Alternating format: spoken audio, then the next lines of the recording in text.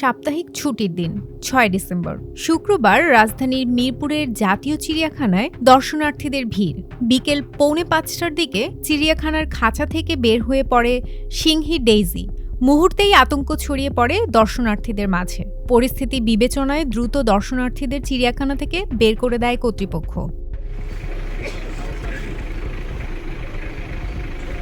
এর পৌনে 2 ঘন্টা পর সন্ধ্যা 6:30টার দিকে ট্রাঙ্কুইলাইজার গান দিয়ে ইনজেকশন পুশ করে সিংহীটিকে অচেতন করে আবার ফেরানো হয়। পরে সন্ধ্যা 7:15টার দিকে সেটিকে আবার খাঁচায় নেওয়া হয়। কিভাবে পালালো এবং শক্তিশালী সিংহীকে আবার খাঁচায় ফেরানো হলো জানালেন মিরপুর জাতীয় চিড়িয়াখানার কিউরেটর ডাক্তার মোহাম্মদ আতিকুর রহমান। সিংহ তো হুট করে যায় না, নিশ্চয়ই সেখানের তাদের যে পার্টিশন ডোর এটা খোলা ছিল একটা, এটা সাবধানতা বশত হলেও আমাদের পরিচর্যাকারীর একটা কোনো গ্যাপের কারণে এই খোলা ছিল। তো যাই হোক, বের হওয়ার পরে কোনো ক্যাজুয়ালিটি হয়নি, কারণ আমরা খুব দ্রুত রেসপন্স করছি। ইনফরমেশন 2 মিনিটের মধ্যে আমরা পাইছি এবং 5 মিনিটের মধ্যে আমরা আমাদের টিম নিয়ে এটাকে ট্রাঙ্কুলাইজ করছি আর কি। কারণ খাঁচা থেকে বের হয়ে গেলে একটা সিংহর মধ্যে একটা পরিবর্তন লক্ষ্য করা যায়। সে তখন বেশি স্পেস দেখলে সেখানে লাফানোর চেষ্টা করে, লুকানোর চেষ্টা করে, ঘোরার চেষ্টা করে। তো এই জন্য তাকে একটা সময় দেওয়া হয়, সেই সময় সে স্টেবল হয়, দেন তারপরে তাকে আমরা লক্ষ্য করে ট্রাঙ্কুলাইজ গান প্রয়োগ করি এবং সেখানে অচেতন করা হয়। অচেতনের পরে তাকে নিয়ে আসা হয়।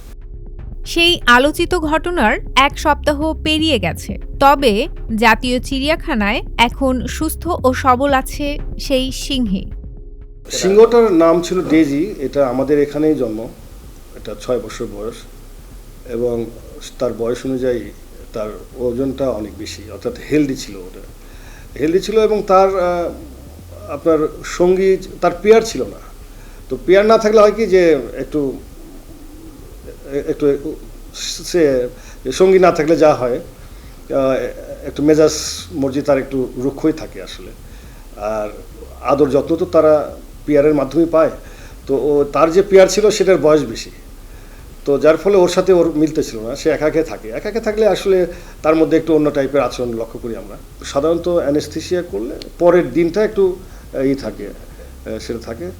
তবে ওই যে আমাদের একটু গ্রুমিংয়ের অভাব আছে আসলে, জনবল কম থাকার কারণে আর ঘন ঘন লোক পাল্টানোর কারণে আমাদের গ্রুমিংটা হয় না, সক্ষমতাটা তৈরি হতেছে না। এটা তৈরি করার জন্য আমরা চেষ্টা করতেছি এবং তাদেরকে প্রশিক্ষিত করার চেষ্টা করতেছি আমাদের কর্মীদেরকে।